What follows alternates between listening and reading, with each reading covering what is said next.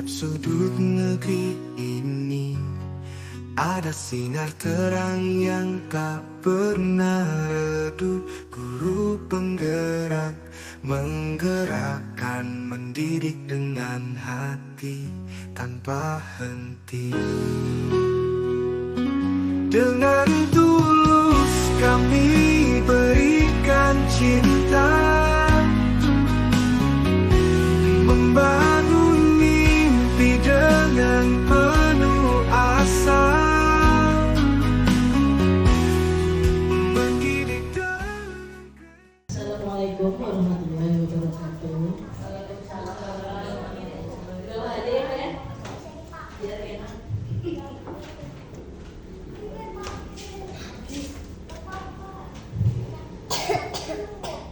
Perkenalkan, di sini saya dan juga Bu Purwanti akan membuat destinasi yaitu tentang budaya positif.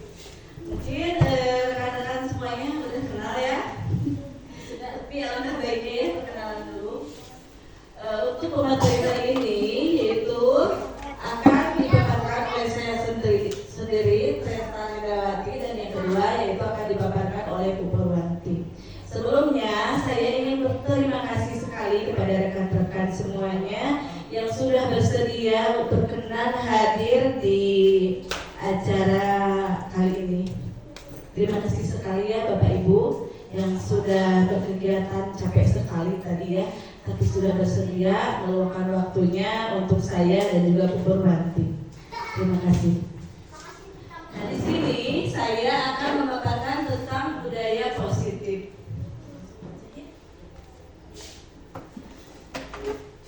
Sebelum memasuki ke materi, kita ice breaking dulu ya. Nah, ice breakingnya yaitu jodohkan aku, tapi jangan sampai berpotongan. Jodohkan aku berarti 1 dengan 1, 2 dengan 2, 3 dengan 3.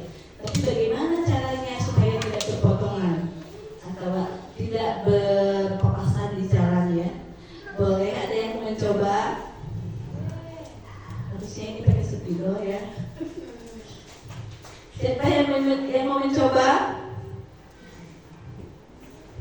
Boleh, Bu Ayu, silakan.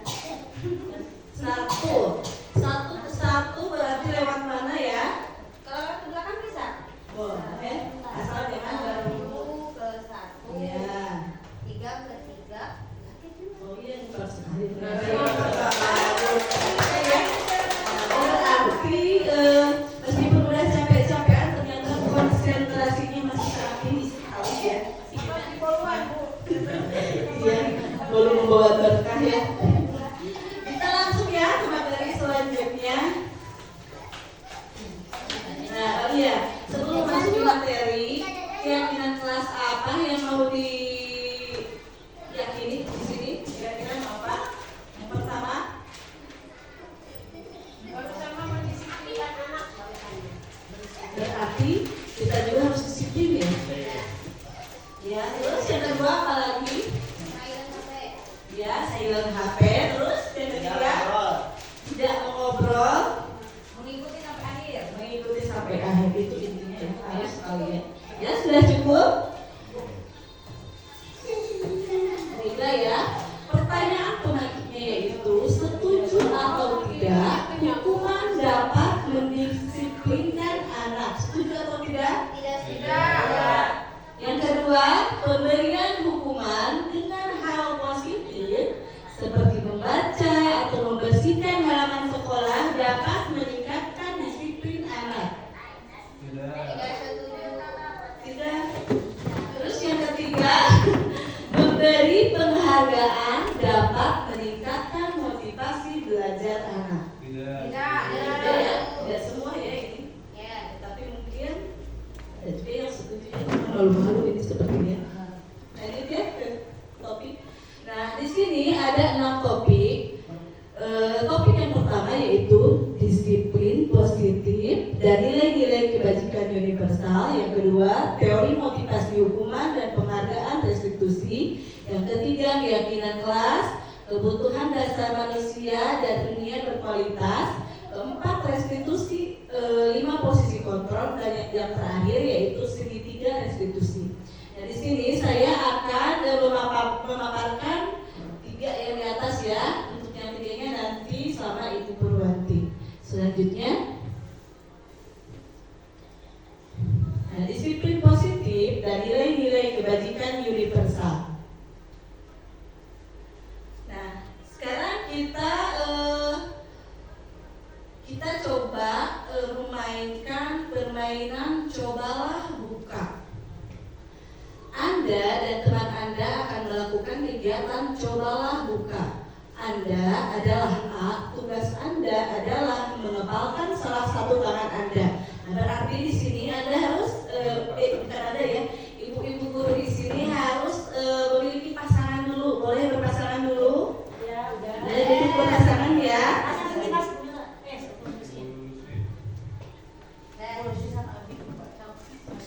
Masih apa? Di depan ya, prakteknya di Ya, depan. di depan ya. Boleh berdua-berdua. Dulu itu di depan. Nah, contoh. Modelnya ini. Nah, Tapi pakai tank kalau di rumah bukan. ada pasangan lain mungkin? Pasangan lain, Bu. Iya, Boleh. battle. Iya. Iya, mana? Langsing ya. Sudah sana ya. Sudah ya, ini ada 2 pasangan ya, 2 pasangan muncul. Boleh maju. Nah, Coba ibu-ibu bayangkan jika ada salah satu ya, misalnya Bu Eli sama Ibu Betty ya, bayangkan di kepala tangan Anda sedang memegang sesuatu yang sangat berharga. Misalnya, pastilah di rumah kesukaan karena emas. Bayangkan di tangan Anda ada 1 kilo emas. Nah, terus teman yang berdampingannya atau pasangannya membuka, yaitu bisa dengan cara membujuk, menghardik, mengintimidasi, memarahi, menggoda, menggelitik, atau menawari dengan uang nyogok ya, boleh. Silahkan dipraktekkan sekarang.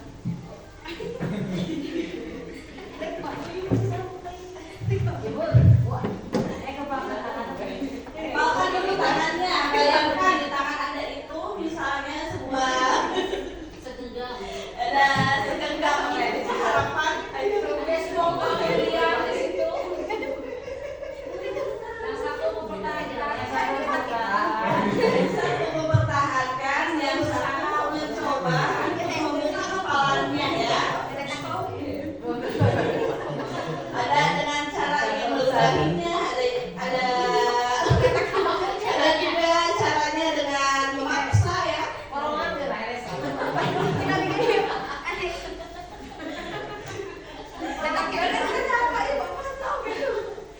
Ternyata susah sekali ya. Mama yang sangat baik. Jangan nulis. Nanti itu ada pertanyaan. Oh, naon?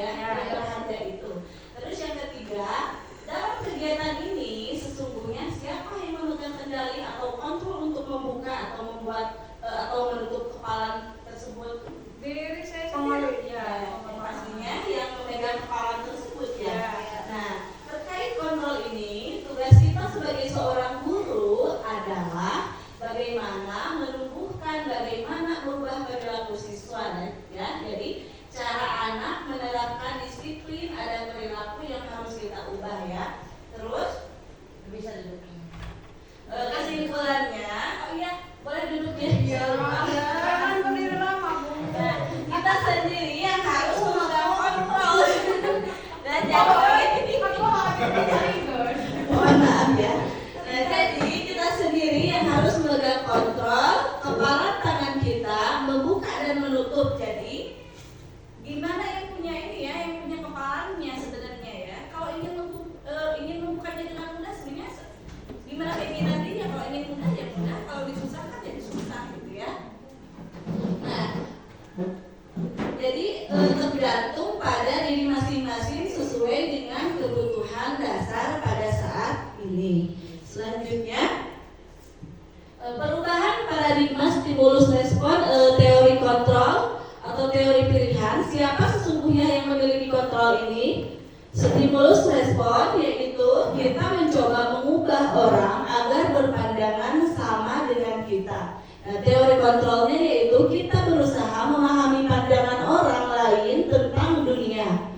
Nah, perilaku buruk dilihat sebagai suatu kesalahan. Nah, teori kontrolnya semua perilaku memiliki tujuan. Nah, untuk stimulus respon yang keempat yaitu saya bisa mengontrol orang lain. Teori kontrolnya yaitu Anda tidak bisa mengontrol orang lain. Pemaksaan ada pada saat rujukan gagal. Teori kontrolnya kolaborasi dan konsensus menciptakan pilihan-pilihan baru. Dan yang terakhir yaitu model berpikir menang atau kalah. Teori kontrolnya model berpikir menang-menang. Nah, seperti itu ya. Selanjutnya, disiplin positif itu memiliki teori kontrol atau teori pilihan. Bisa dilihat di depan ya. Tidak bisa baca satu-satu ya. Next saja. Nah, apakah makna disiplin itu? Nah, disiplin itu berasal dari bahasa Latin yaitu disciplina, yang artinya yaitu belajar. Maka asal dari kata berkonotasi dengan disiplin diri dari murid-murid Socrates dan Plato. Disiplin diri ini membuat orang menggali potensinya menuju sebuah tujuan apa yang dia hargai. Namun dalam budaya kita, makna kata disiplin telah berubah untuk menjadi sesuatu yang dilakukan seseorang pada orang lain untuk mendapatkan kepatuhan. Kecenderungan umum adalah menghubungkan kata disiplin dengan ketidaknyamanan, bukan dengan apa yang kita hargai atau pencapaian suatu media.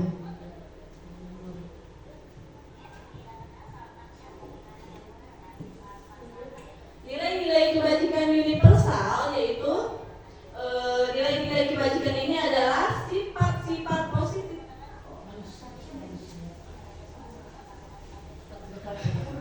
Sifat-sifat positif manusia yang merupakan tujuan mulia yang ingin dicapai setiap individu. Nilai-nilai tersebut bersifat universal dan melintas bahasanya, suku, bangsa, agama maupun latar belakang. Dan setiap perilaku perbuatan memiliki suatu tujuan.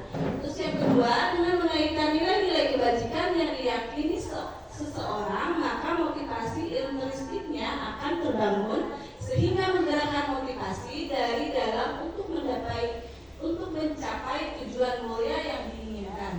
Nilai-nilai kebajikan yang dicapai oleh setiap anak Indonesia kita kenal dengan profil pelajar Pancasila, yaitu yang pertama, beriman kepada Tuhan Yang Maha Esa, mandiri, berpikir kritis, berkebinekaan global, bergotong royong, dan kreatif. Itu sudah diterapkan di sekolah kita.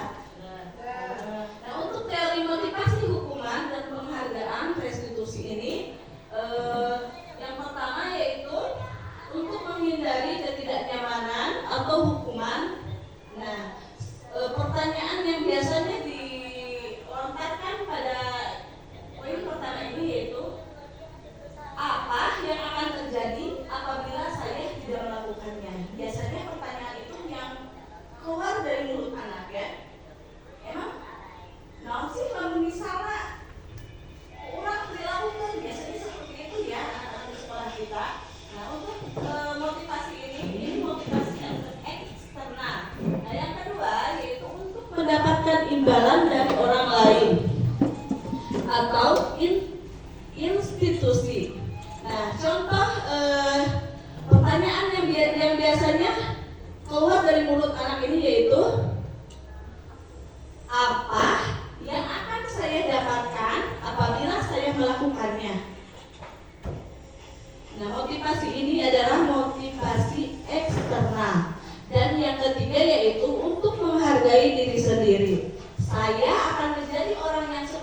apa bila saya melakukannya ya. Jadi dari yang ketiga ini beda-beda ya. Ada yang mau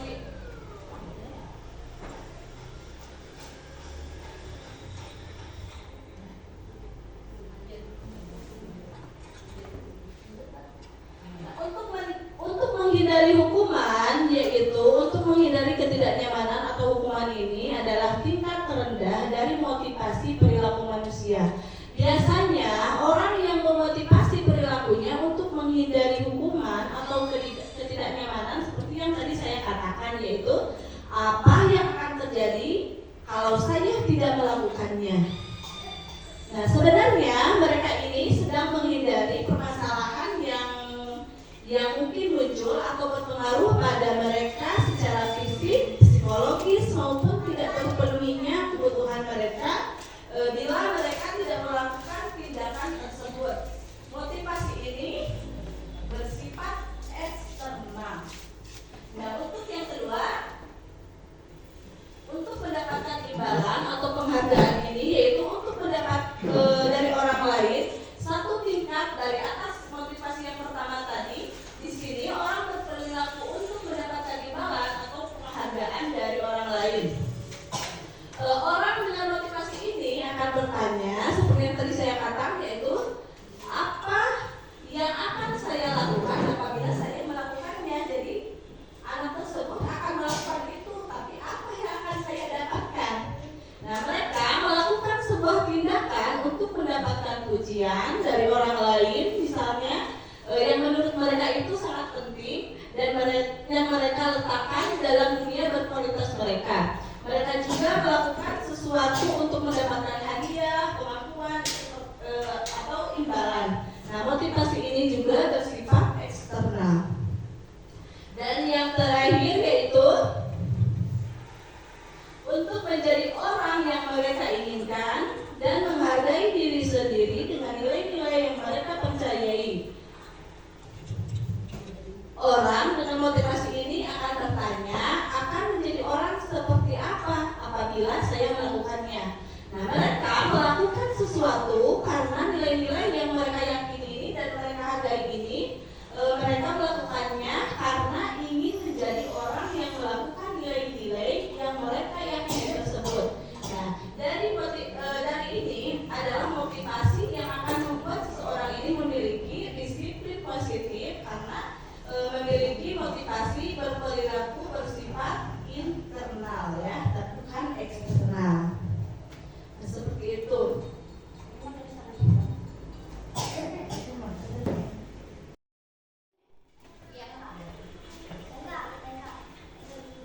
Ibu bilang, waktu itu kan Dihukum oleh penghargaan bahwa penghargaan berlaku sama dengan hukuman dalam arti meminta atau membujuk seseorang melakukan sesuatu untuk memenuhi tujuan tertentu dari orang yang meminta atau membujuk.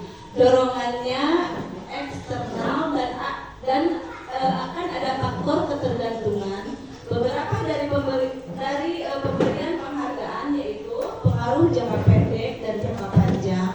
Terus yang kedua, penghargaan penghukum. Yang ketiga, penghargaan mengurangi ketepatan. Dan keempat, penghargaan tidak efektif. Dan yang terakhir yaitu penghargaan merusak hubungannya. Jadi kalau yang dihukum oleh penghargaan itu seperti itu ya. Lanjut.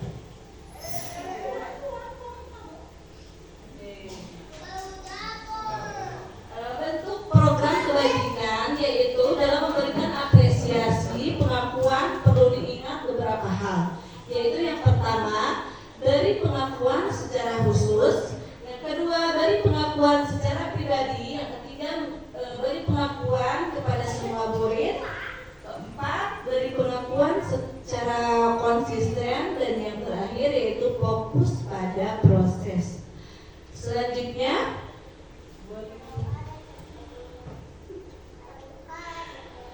contoh pengakuan atau apresiasi kebajikan. Yang pertama yaitu pembuka. Kemarin saya perhatikan nilai kebajikannya yaitu rasa empatimu besar sekali. Situasinya pada saat menolong murid baru di kelas kita. Nah, kebajikannya berarti kepedulianmu. Situasinya yaitu pada saat kamu membantu temanmu di tugas kelompok.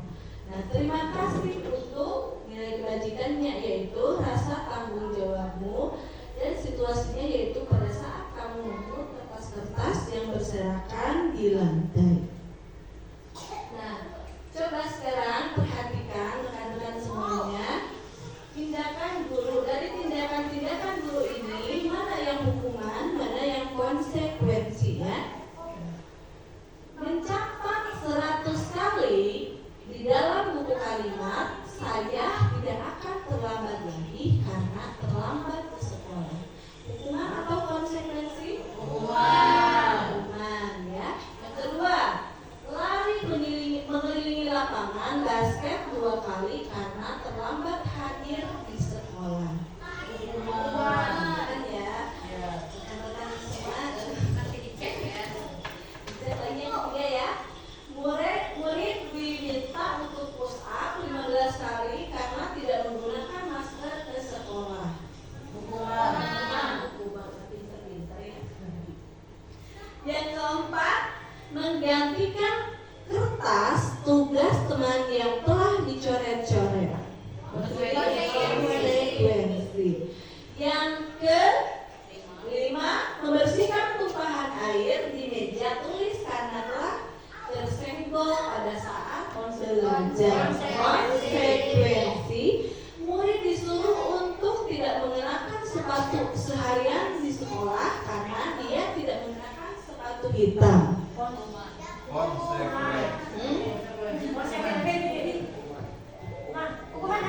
Yang terakhir, lari mengelilingi lapangan basket 2 kali karena terlambat 10 menit untuk pelajaran PJOK. Konsekuensi ya. Kenapa? Karena kelas ini kan di jam olahraga ya. Jadi boleh dicek ya. Yang benar yang salahnya yang ya harusnya itu hukuman bukan konsekuensi ya. Karena kan itu udah aturan sekolah ya. Selanjutnya. Nah, perbedaan hukuman dan konsekuensi yaitu hukuman itu adalah sesuatu yang menyakitkan harus terjadi. Nah, sedangkan konsekuensinya yaitu sesuatu harus terjadi. Membuat anak sakit, fisik maupun hati untuk jangka waktu yang lama. Jadi hukuman itu anak itu membekas ya, biasanya ya. Terus yang kedua yaitu membuat anak merasa tidak nyaman dalam jangka waktu pendek ya.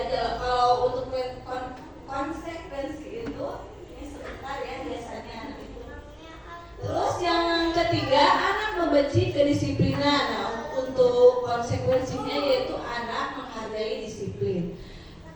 Paksaan, stimulus tanggapan, mendorong anak menyakiti diri sendiri, mendorong anak agar mudah menyesuaikan diri. Dan untuk hukuman, konsep diri yang buruk. Untuk konsekuensi yaitu konsep diri yang baik ya. Anak belajar untuk menyembunyikan kesalahan, sedangkan untuk konsekuensi yaitu anak belajar untuk mematuhi pelajaran.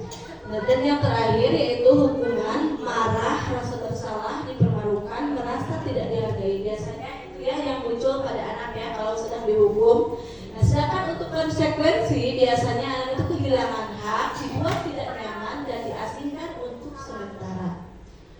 Nah, untuk keyakinan kelas seperti yang tadi ya di awal kita sudah menuliskan ada beberapa keyakinan kelas. Mengapa tidak peraturan saja? Mengapa harus keyakinan kelas? Mengapa kita memiliki peraturan harus menggunakan helm, tidak mengendarai kendaraan roda 2? Kenapa? Untuk keselamatan ya, biar kalau misalnya jatuh dari motor mungkin ya kepalanya enggak terjadi sesuatu ya. Jadi safety ya. Terus yang kedua, mengapa kita memiliki 3M, menggunakan masker, mencuci tangan, dan menjaga jarak 1,5 meter biar kesehatannya terjaga, kebersihannya juga. Terus yang ketiga, mengapa kita kita memiliki peraturan harus datang tepat pada saat mengikuti pelatihan. Biar kita bisa mendisiplinkan waktu ya. Kalau datang tepat waktu kan enak ya. Kalau tepat kan pasti ribet ya. Nah, untuk mendukung motivasi intrinsik ini, kembali ke nilai-nilai atau keyakinan-keyakinan lebih menggerakkan seseorang dibandingkan mengikuti serangkaian peraturan-peraturan ya. Selanjutnya, nah yang mana yang merupakan keyakinan kelas? Mengapa? Aku tidak mencuri mobil dan polisi. Apa di sininya di lampaknya nih? Oh, Saya mau digedein ke sini.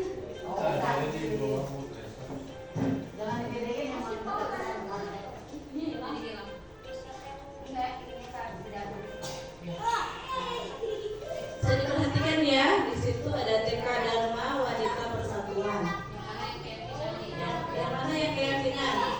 Kesepakatan kelas datang tepat waktu mengucapkan salam.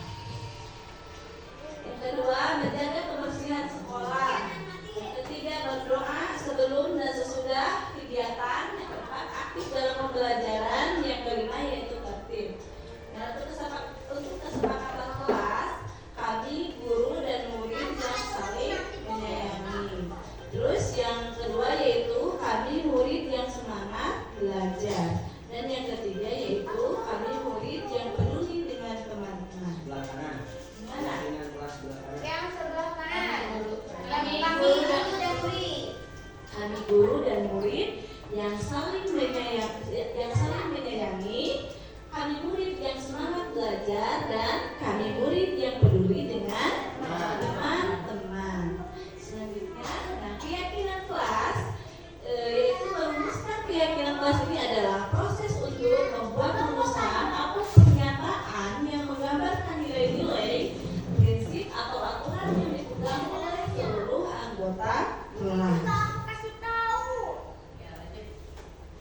Nah, keyakinan kelas ini bertujuan untuk menciptakan budaya positif di dalam kelas dan mendukung proses pembelajaran yang efektif. Dan langkah-langkah umum untuk keyakinan kelas, untuk merumuskan keyakinan kelas ini yaitu yang pertama berdiskusi bersama, yaitu dengan siswa dan guru melakukan diskusi bersama untuk mengidentifikasi nilai-nilai atau prinsip yang dijunjung tinggi di dalam kelas, yaitu diskusi ini dapat melibatkan semua anggota kelas dan memberikan kesempatan bagi setiap individu untuk berkontribusi ya. Jadi setiap anak itu menyumbangkan apa keyakinan kelas yang ingin diyakini di kelasnya. Nah yang kedua yaitu menuliskan keyakinan. Setelah diskusi, siswa ini dapat menulis keyakinan yang mereka inginkan. Keyakinan ini dapat berupa pernyataan positif yang mencerminkan nilai-nilai yang dianggap penting dalam kelas. Dan yang ketiga yaitu mengulas dan memilah.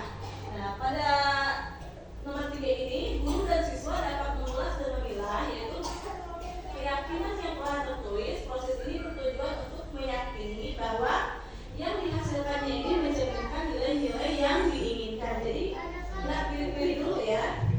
Kalau untuk yang negatif kita tidak usah memilihnya ya. Nah, untuk yang keempat yaitu mengecek kembali dan menyepakati. Nah, pada tahap ini yaitu mengecek kembali keyakinan kelas dan menyepakatinya. Tujuannya yaitu agar tidak ada keyakinan kelas yang rancu dan seluruh pihak di kelas, siswa serta guru dapat memegang tanggung jawab keyakinan kelas dengan baik. Nah, perhatikan ya, peraturan yang pertama yaitu selalu kembalikan buku ke tempatnya. Keyakinan kelas Keyakinannya apa? keyakinannya apa?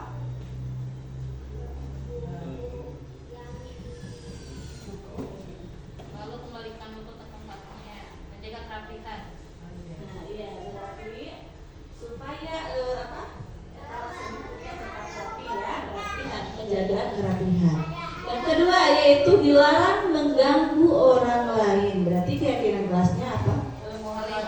Saling menghormati, saling menghargai. Hadir di sekolah 15 menit sebelum pembelajaran dimulai.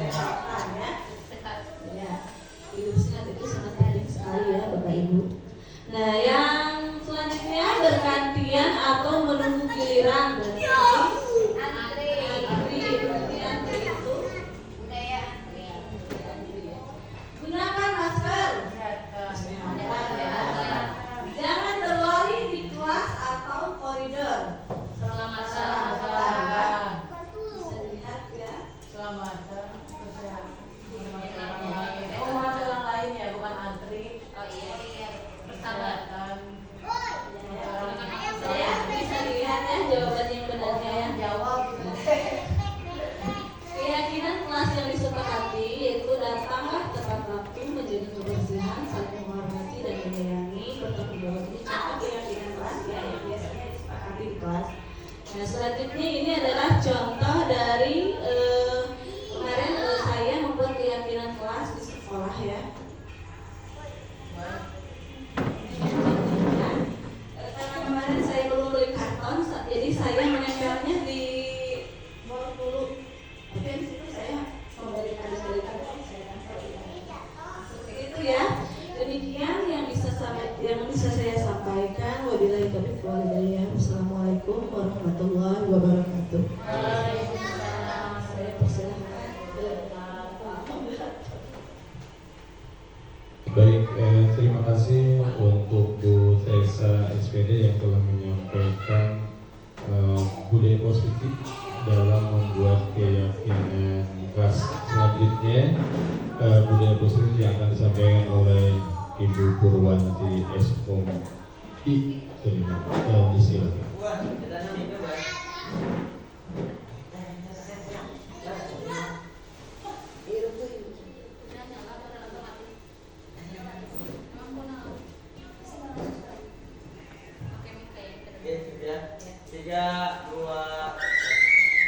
Assalamualaikum warahmatullahi wabarakatuh.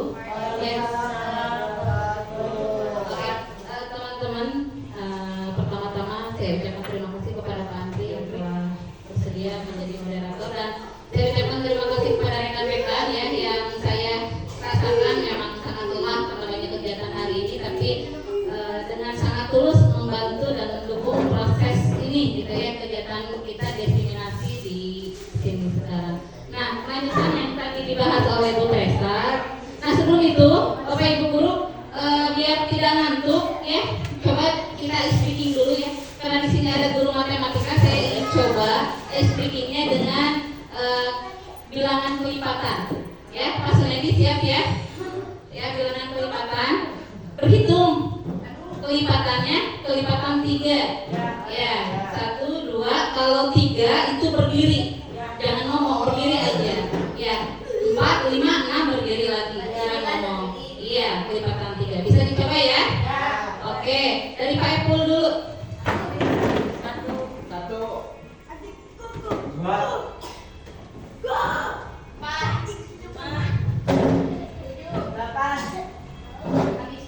Oke, Paralinter.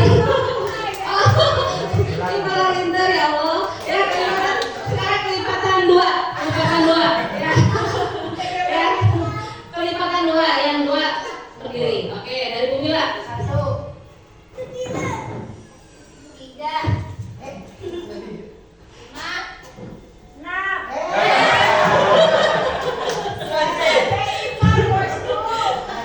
Lagi ya, lagi. Oke, dari kelipatan 5 sekarang. Oke, silakan. Bu Mila. 1, 2, 3. Lagi. Kelipatan 5. 1,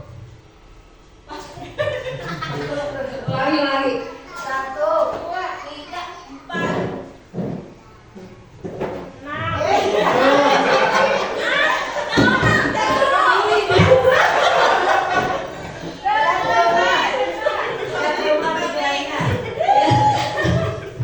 Konsentrasi ya. Sekarang kelipatan 4 dari belakang. Epul. 2.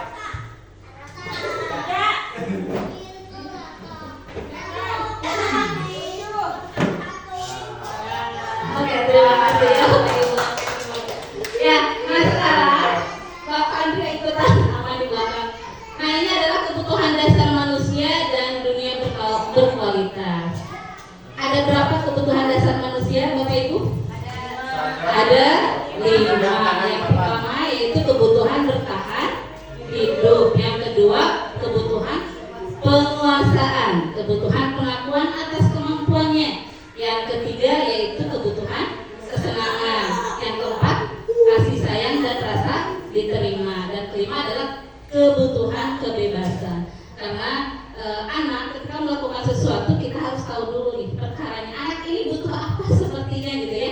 Ketika misalnya dia bermain terus di kelas, bosan dengan belajar menulis, ya bukan langsung dihukum tapi ditanya dulu anaknya. Karena anak melakukan hal seperti itu karena memang memiliki dasar kebutuhannya. Mungkin anak bosan, ingin bebas, saya ingin olahraga atau apa gitu ya. Harus dicari tahu dulu kebebasannya seperti apa. Kemudian ini ada 5 posisi kontrol ya seorang guru dalam penerapan disiplin positif restitusi. Salah satu program yang dikembangkan adalah 5 posisi kontrol. 5 posisi kontrol dalam restitusi adalah proses perjalanan seorang pendidik agar dapat mengenali dirinya. Ya, kita berefleksi. Nah, coba Bapak Ibu untuk didengarkan dulu. Ini ada sebuah video, ya. Boleh sambil kedengaran tidak ya itu?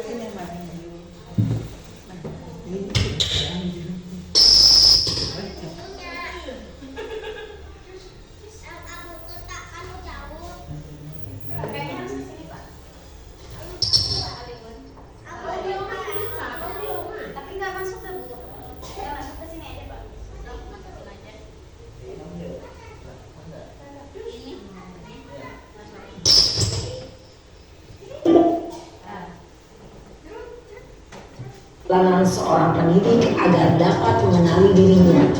Pada video kali ini, kita akan membahas tentang 5 posisi kontrol yang dikembangkan oleh Diane Dawson dan contoh penerapannya.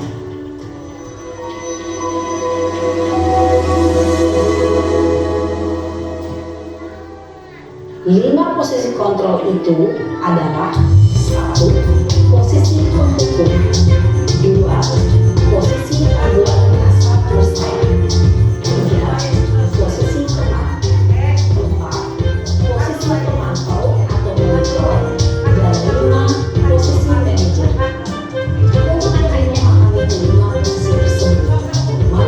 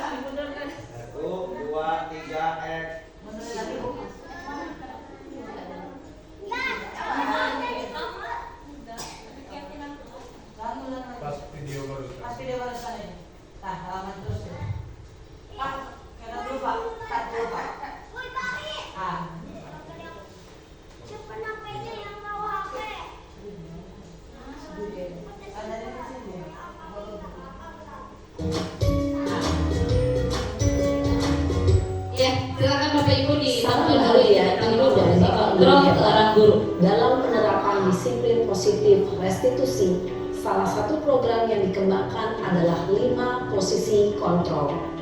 5 posisi kontrol dalam restitusi adalah proses perjalanan seorang pendidik agar dapat mengenali dirinya. Pada video kali ini, kita akan membahas tentang 5 posisi kontrol yang dikembangkan oleh Diane Goshen dan contoh penerapannya.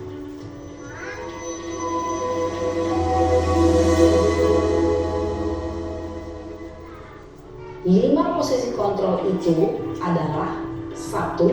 Posisi penghukum, 2.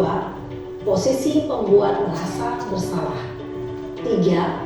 Posisi teman, 4. Posisi pemantau atau monitor, dan 5. Posisi manajer. Untuk lebih memahami kelima posisi tersebut, mari kita saksikan kasus Naren yang terlambat hadir 20 menit di sekolah dan melihat bagaimana kelima posisi kontrol dalam menghadapi masalah tersebut.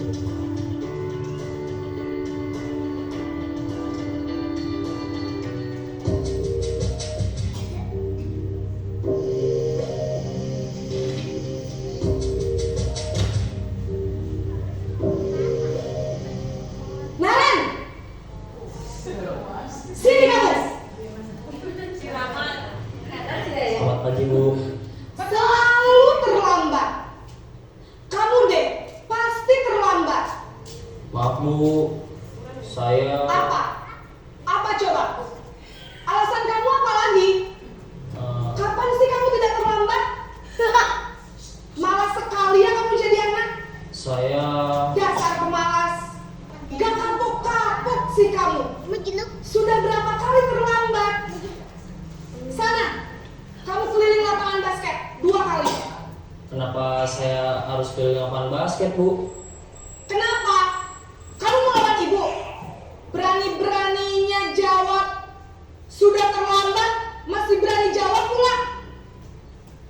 Sekarang, keliling lapangan basket 5 kali sekalian. Biar kapok. Cepat. Pergi sana ke lapangan basket.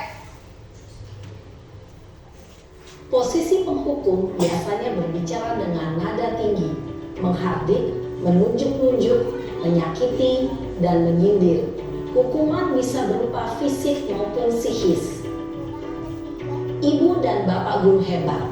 Dampak yang terjadi pada murid ketika guru berada pada posisi penghukum adalah murid cenderung akan memberontak, bahkan menyimpan dendam.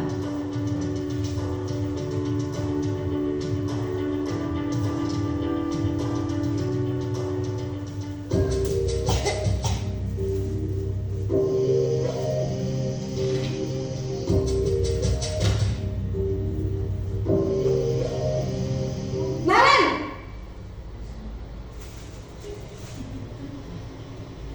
Selamat pagi Bu. Naren. Kamu kenapa terlambat lagi, nak? Ya Tuhan, Naren. Kamu senang ya bikin ibu susah ya? Kalau kamu terlambat lagi, nanti ibu yang ditegur bapak kepala sekolah, nak. Disangka ibu tidak bisa membina kamu. Duh, gimana ini? Maaf Bu. Duh, Gusti Naren. Kamu suka ya kalau ibu ditegur bapak kepala sekolah? Terus, sekarang ibu harus tulis apa ini di buku absen? Ini kamu sudah sering terlambat loh. Ibu harus apa coba? Maaf Bu. Maaf sekali. Ya sudah, lain kali jangan bikin ibu susah lagi ya nak ya. Ibu tidak akan kuat lagi kalau kamu begini terus. Bisa jantungan kalau ibu ditegur bapak kepala sekolah. Sana cepat ke kelas. Maaf ya Bu. Maaf sekali. Posisi pembuat rasa bersalah berbicara dengan nada tenang, cenderung lembut. Namun kata-kata yang diutarakan membuat murid merasa menjadi orang yang gagal, memandang buruk dirinya sendiri, merasa tidak berharga, dan tidak sanggup membahagiakan orang lain. Ketika guru mengambil posisi pembuat rasa bersalah, murid akan menganggap dirinya yang bersalah dan ia akan menyimpan emosi negatif tersebut di dalam dirinya.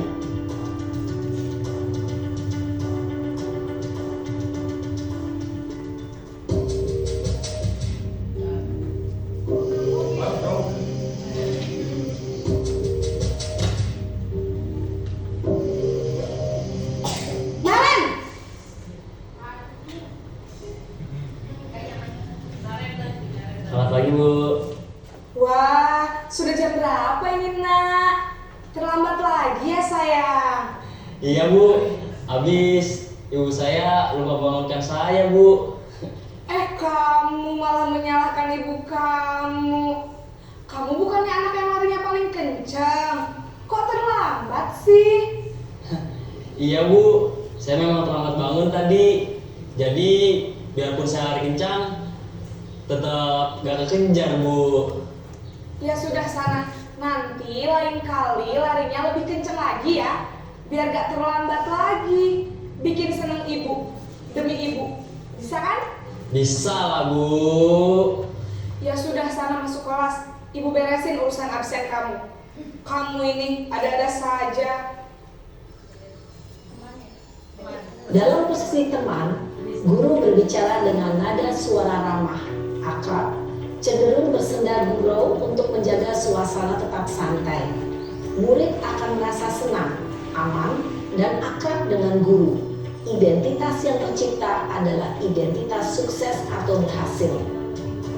Namun, perlu diingat, karena ini masih dorongan eksternal, maka ada faktor ketergantungan dari murid kepada orang tertentu. Di sini, guru absennya, sehingga di lain waktu, murid bisa berperilaku baik, namun hanya kepada orang-orang tertentu saja.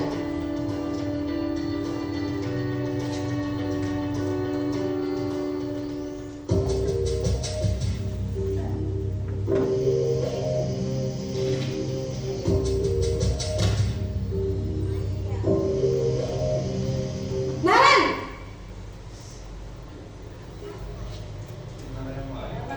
Selamat pagi Bu. Naren, apa peraturan sekolah kita tentang jam berapa kita harus masuk sekolah, nak? Kita harus di sekolah jam 7 Bu. Iya betul, sekarang sudah jam 7.20. Naren sudah tahu konsekuensinya jika terlambat hadir. Paham Bu, saya harus tinggal kelas pas jam istirahat selama 20 menit. Iya benar, konsekuensinya demikian. Jadi nanti jam 9.30 pas istirahat, kamu harus tinggal di kelas, kerjakan tugas tambahan untuk ketertinggalan kamu, ya? Baik Bu. Posisi pemantau mengandalkan penghitungan atau data untuk mengontrol murid. Guru mengarahkan murid berdasarkan peraturan dan konsekuensi. Seorang pemantau menunjukkan bahasa tubuh dan ekspresi wajah yang datar dan cenderung formal.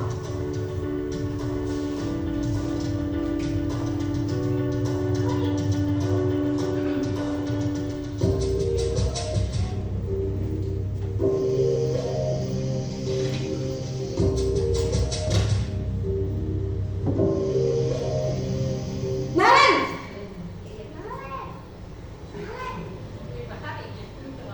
Selamat pagi Bu. Selamat pagi Naren. Maaf Bu, saya terlambat. Iya, sekolah masuknya jam 7, sekarang sudah jam 7.20. Jadi sekarang bagaimana ini Naren?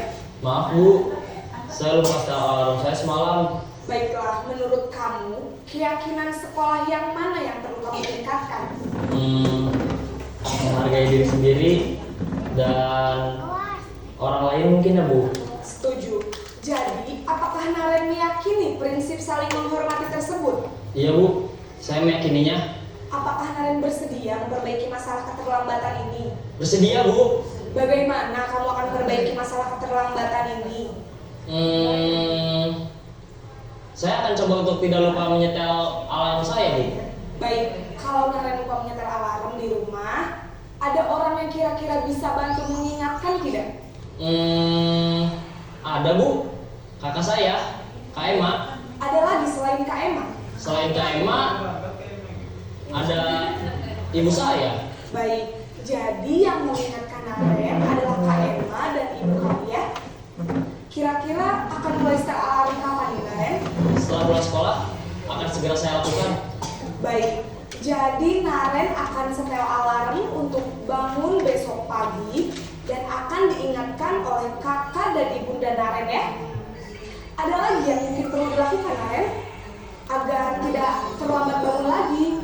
Tidak ada Bu. Baik Naren, terima kasih kasih untuk kerjasama kamu. Sekarang kamu perlu kembali ke kelas untuk belajar. Baik Bu, terima kasih. Posisi manajer adalah posisi kontrol yang disarankan untuk membimbing murid memiliki sikap disiplin yang positif, yaitu murid yang mandiri, bertanggung jawab, dan dapat memecahkan masalah. Tujuan dari posisi ini adalah agar murid dapat berefleksi atas tindakannya. Guru akan dengan tulus memberikan pertanyaan-pertanyaan bermakna, sehingga membuat murid dapat belajar dari kesalahannya dan mencari sebuah solusi untuk menyelesaikannya. Ibu dan Bapak guru hebat, setelah mengamati adegan kelima posisi kontrol tadi. Ya, kembali Bapak Ibu setelah nonton video ini, kita berefleksi kira-kira kita sudah memiliki kontrol apa dalam diri ini. Ya, kalau saya pribadi sebagai guru BK, sepertinya semuanya pernah saya lakukan ya, sebagai guru penghukum, kemudian membuat rasa bersalah kepada anak ketika di ruang BK. Kamu nggak sayang sama orang tua kamu nggak sayang sama kakak kamu atau nenek kamu yang tinggal dengan kamu ketika mengetahui kesalahan kamu seperti ini. Biasanya saya melakukan seperti itu, dan ternyata setelah mengetahui 5 posisi kontrol guru ini, pembuat rasa bersalah, guru penghukum, kemudian sebagai teman dan pemantau, ternyata tidak baik untuk mendisiplinkan anak, untuk membangun budaya positif pada anak. Jadi yang paling disarankan di sini adalah posisi kontrol kita sebagai manajer. Nah, itu sedang saya coba lakukan sekarang. Bagaimana saya bisa sebagai memiliki kontrol manajer, karena kita dipantau juga tidak enak ya. Ya, kita sebagai guru aja kalau misalkan dipantau dengan rekan ya, merasa tidak enak gitu, apalagi mungkin murid gitu ya. Jam berapa sekarang? Kenapa kamu jalan-jalan terus? Pelajaran siapa sekarang? Kan itu memantau, betul tidak? Pernah merasakan seperti itu Bapak Guru? Pernah tidak mengalami? Ya, misalnya, kemana saja kamu baru datang? Kan gitu ya. Itu adalah guru-guru dengan posisi Memang sulit. iya, memang sulit ya. Betul, ketika anaknya masih memiliki tingkat disiplinnya, apalagi yang suka melakukan pelanggaran memang sulit. Itulah kita perlunya di sini, nanti kita akan belajar dengan teknik restitusi ya, segitiga restitusi yang akan kita pelajari. Nah, di sini ada 5 posisi kontrol yang tadi disebutkan. Ada guru penghukum, pembuat orang merasa bersalah, kemudian teman, pemantau, dan manajer.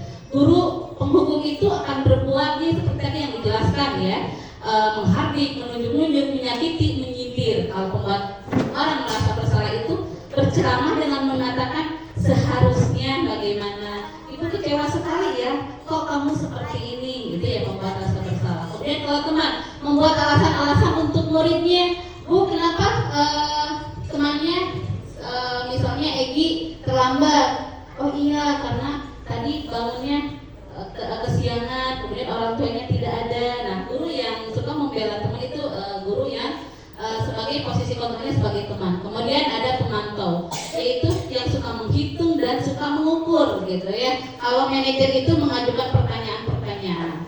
Kalau itu guru yang berbuat ya. Kalau misalkan kalau dalam perkataan guru penghukum itu, kalau kamu tidak melakukannya, awas ya, rasakan nanti. Nah, itu guru penghukum.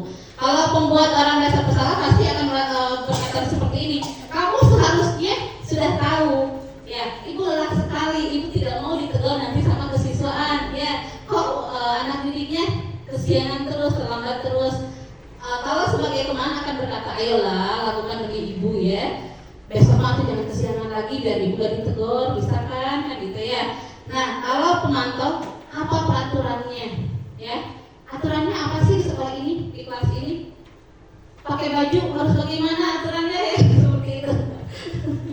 Nah, kemudian ini sebagai manajer akan berkata, apa yang kita yakini, apa yang bisa kita kerjakan untuk memperbaiki kejadian ini, kesalahan ini. Itu posisi manajer biasanya. Dan ini kebawahnya sedang masih banyak ya. Nah, selanjutnya posisi penghukum itu yang tadi dijelaskan, menghardik, menunjuk, berkaca. Ada tidak ya guru seperti itu? Kita mungkin diri kita sendiri di kelas kita seperti itu. Mami kemana weh? Ya seperti itu. Nah, ternyata kita harus sadar ini guru penghukum tidak baik seperti itu. Nah, kemudian selanjutnya ini pembuat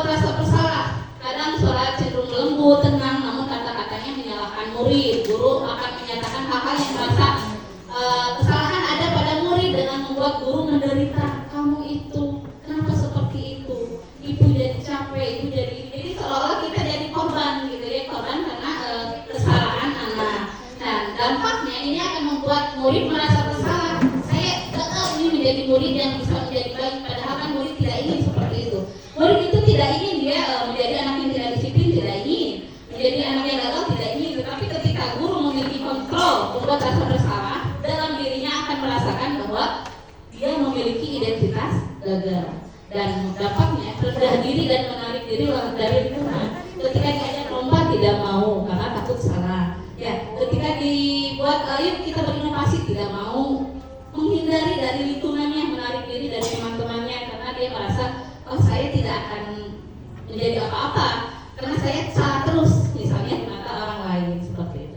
Nah, kalau posisi teman biasanya memang bagus gitu ya.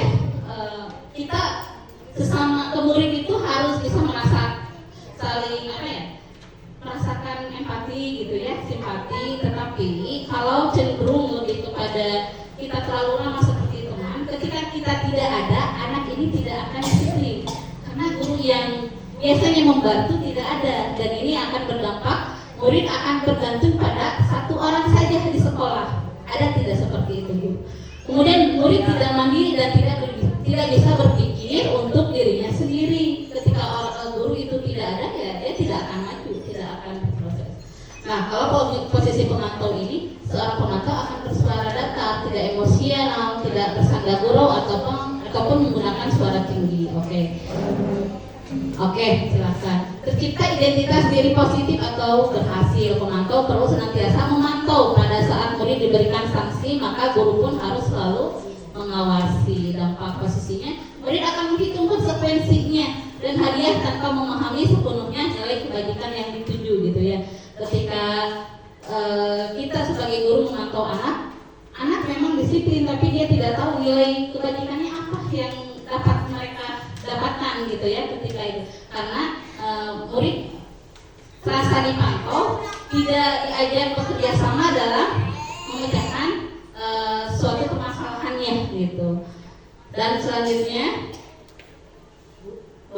Bu Teresa coba. Ya, posisi manajer. Nah, ini yang paling disarankan di kita sekarang, yaitu guru harus memiliki kontrol sebagai manajer karena suara manajer itu netral, tidak emosional, tidak terlalu lemah dan tidak bernada tinggi. Tercipta identitas positif dan berhasil. Guru akan dengan tulus mengajukan pertanyaan-pertanyaan bermakna agar membuka pikiran murid. Kemudian guru membimbing murid untuk memecahkan masalahnya sendiri secara mandiri. Dampaknya murid menjadi mandiri, percaya diri dan dapat memecahkan masalah. Nah, ini hal yang harus kita lakukan dan harus kita laksanakan, yaitu kontrol sebagai manajer. Nah, sekarang saya kecewa sekali dengan kamu. Ini adalah guru yang membuat orang merasa bersalah. Kamu tidak pernah benar melakukannya. Ada tidak pernah mengatakan itu kepada mereka? Ya, pernah, kita pernah. Saya sendiri pernah. Gitu ya. Ayolah lakukan demi ibu dan bapak. Pernah berkata seperti itu kepada murid? Apakah kamu mau mendapatkan stiker bintang hari ini? Atau apakah siapa nih yang mau dapat coklat hari ini? Kalau buang sampahnya pernah atau tidak? Pernah. Ya. Bagaimana kamu bisa menyelesaikan masalah ini? Ini manajer. Siapa nih? Ada? Oke, Papang Higud. Ya, kamu selalu yang paling terakhir mengumpulkan tugas. Kamu yang selalu paling terakhir datang ke sekolah. Ya, ini adalah seorang guru penghukum. Nah, selanjutnya ini ada segitiga. Sebelum ke segitiga restitusi, Bapak Ibu, saya ingin bertanya, apa sih bedanya hukuman dan konsekuensi? Atau peraturan dan keyakinan kelas, apa bedanya? Ada yang tahu? Apa bedanya peraturan dan keyakinan kelas? Keyakinan kelas keluar dari diri sendiri dan dari kesepakatan bersama. Oke, kalau hukuman? Oke, betul sekali. Terima kasih. Tepuk tangan untuk Bu Eli. Ya, tepuk tangan untuk Bu Eli sekali lagi. Tepuk.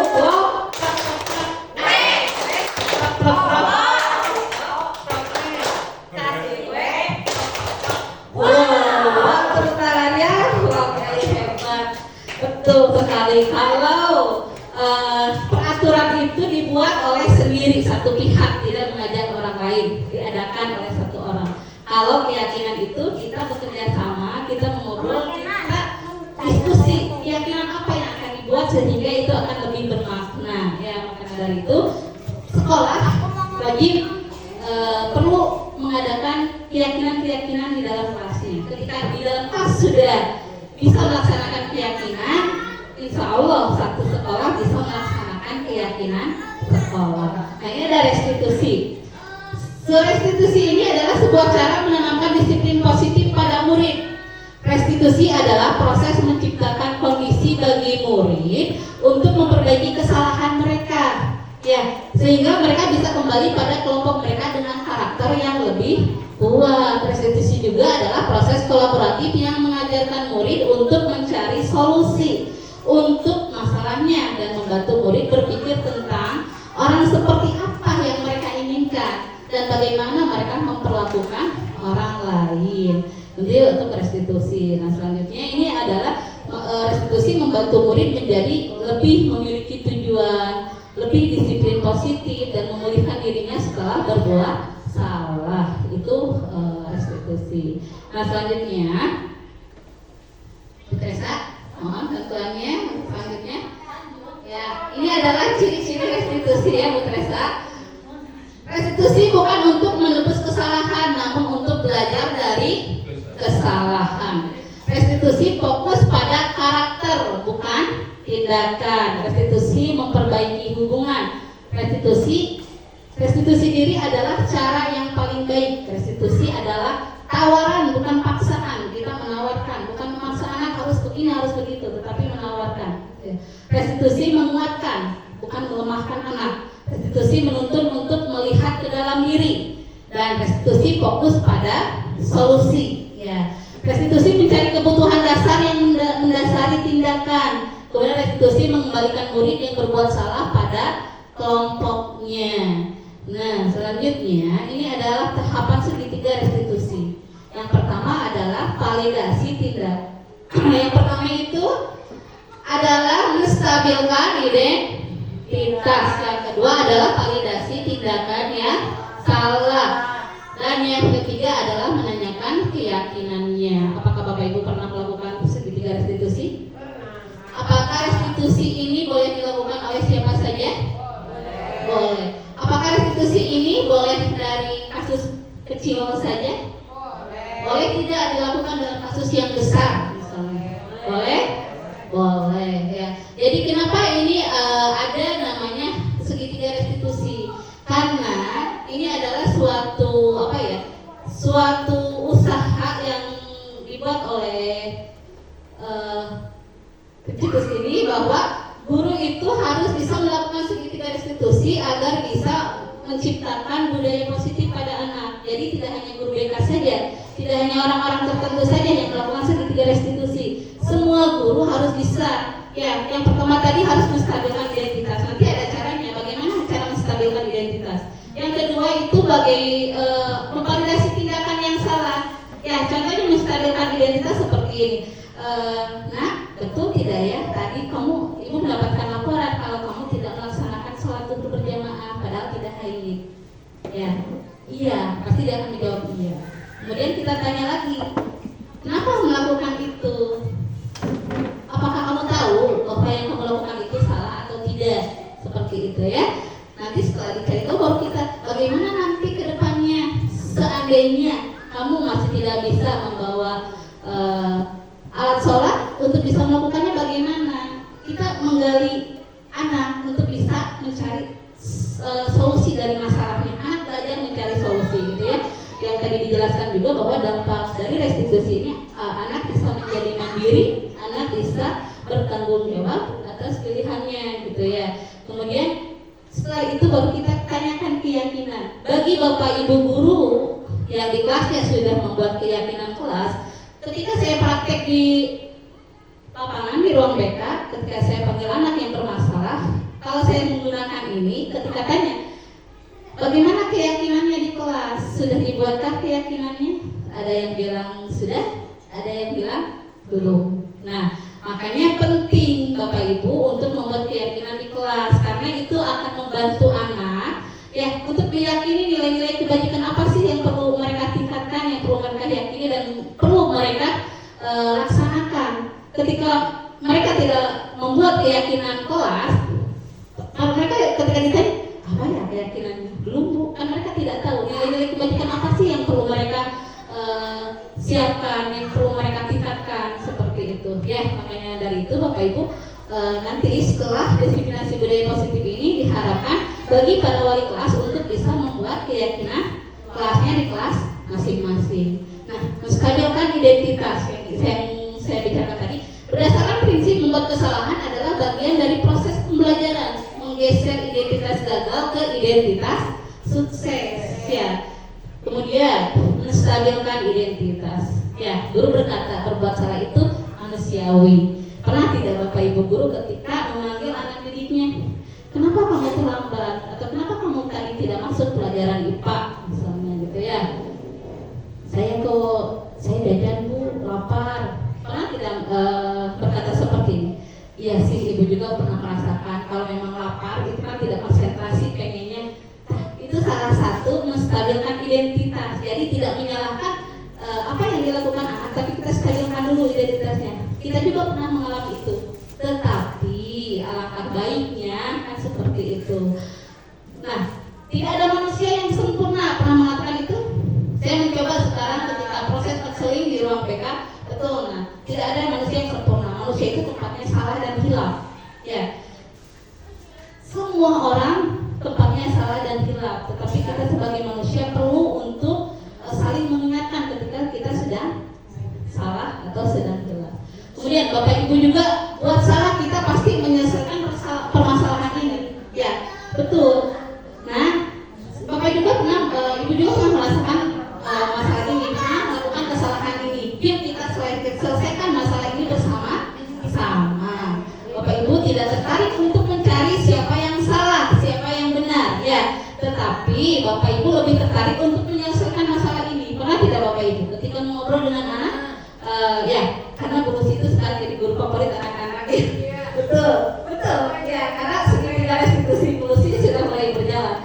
Nah, ketika kita bertanya, ketika anak mengatakan, ya, saya melakukan ini, kemudian kita stabilkan identitasnya dengan, ya, kita memahami itu, kita paham itu, saya pernah, ibu juga pernah merasakan itu, tetapi ibu tidak tertarik mencari siapa yang salah, siapa yang benar. Yang ibu lebih tertarik adalah yuk kita cari solusi dari permasalahan ini.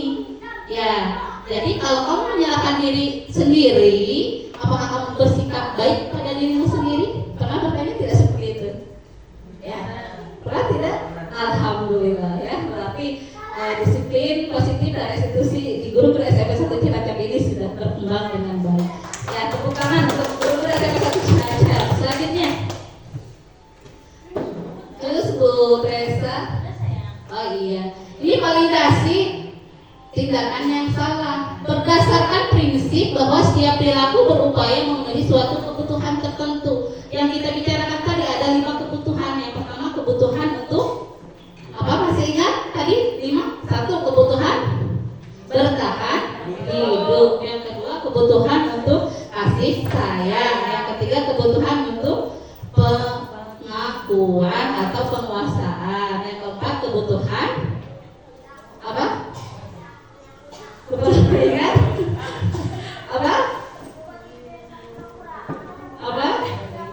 Kebebasan. Yang kelima kebutuhan untuk apa? Ya, terakhir ada 5 kebutuhan dasar manusia: bertahan hidup, kasih sayang, kesenangan. Nah, iya itu. Nah, selanjutnya, nah dari validasi tindakan yang salah ini guru berkata, kamu bisa saja melakukan hal yang lebih buruk, ya, tapi kamu tidak melakukannya. Pernah tidak berkata seperti itu? Ya, kamu nongkrong di tengah jalan, ya beruntung juga, karena kalau kamu bisa melakukan yang lebih buruk mungkin kamu akan tawuran gitu kan ya. Untung saja kamu tidak melakukan yang lebih buruk, ya itu. Kemudian kamu pasti punya alasan mengapa melakukannya, ya. Kenapa kamu tidak sholat? Ibu tahu kamu melakukannya pasti ada alasan, karena setiap manusia melakukan tindakan itu ada alasannya. Apa yang penting?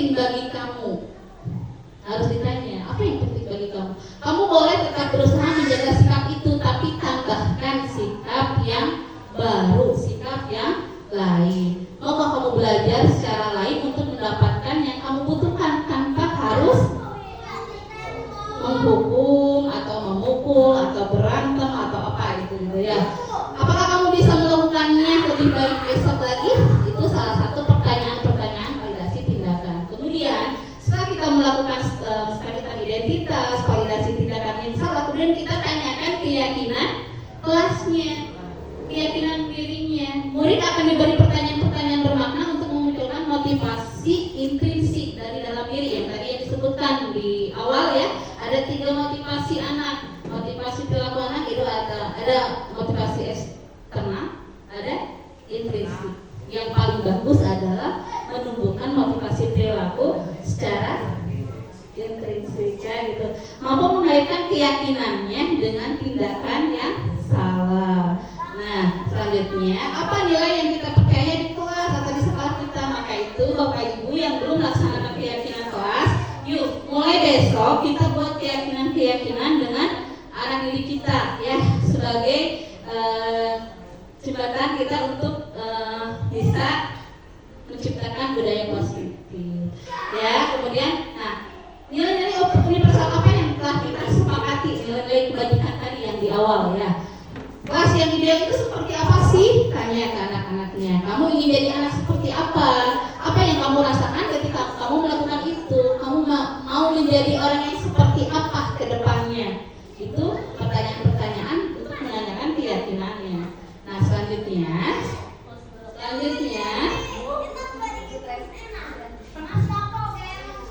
nah, ini adalah pengalaman saat melaksanakan restitusi ya.